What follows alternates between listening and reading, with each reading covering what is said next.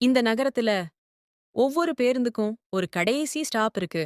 ஆனா, சில மனிதர்களுக்கு அந்த ஸ்டாப் முன்னமே வந்துடுதேன்னு யாரும் நினைக்க மாட்டோம். மணி, வயது 40. ஒரு அரசு பேருந்து டிரைவர். காலை 5 மணிக்கு வேலை. இரவுதான் வீடு. வாழ்க்கை கடினம். ஆனா, அவன் மனம் மென்மை. அந்த நாள் மழை அடிச்சு கொண்டிருந்தது. பேருந்து கிட்டத்தட்ட காலி. ஒரு ஸ்டாப்ல ஒரே ஒரு பயணி ஏறினாள். வயசு 17 முதல் 18 இருக்கும் பெண். முகம் சரியில்ல. கண்களில் பயம். மணி கவனிச்சான். போக வேண்டிய ஸ்டாப் எது? அவள் பதில் சொல்லல. மறுபடியும் கேட்டான். எங்க போகணும்? அவள் மெதுவா சொன்னாள். கடைசி ஸ்டாப். மணி சற்று தடுக்கப்பட்டான். கடைசி ஸ்டாப் இந்த நேரத்துல? அவன் கண்ணாடியில் அவளை பார்த்தான்.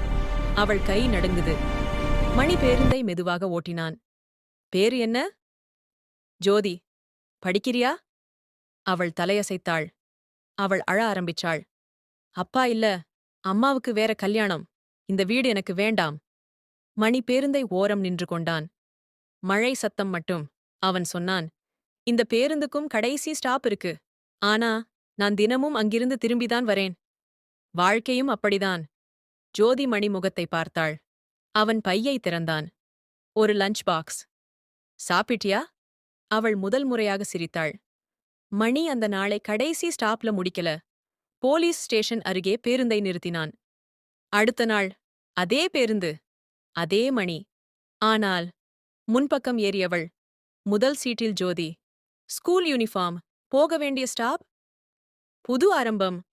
வாழ்க்கை முடிவுக்கு எப்போதும் பேருந்து ஓடாது. நம்பிக்கை இருக்கிற வரை பயணம் தொடரும்.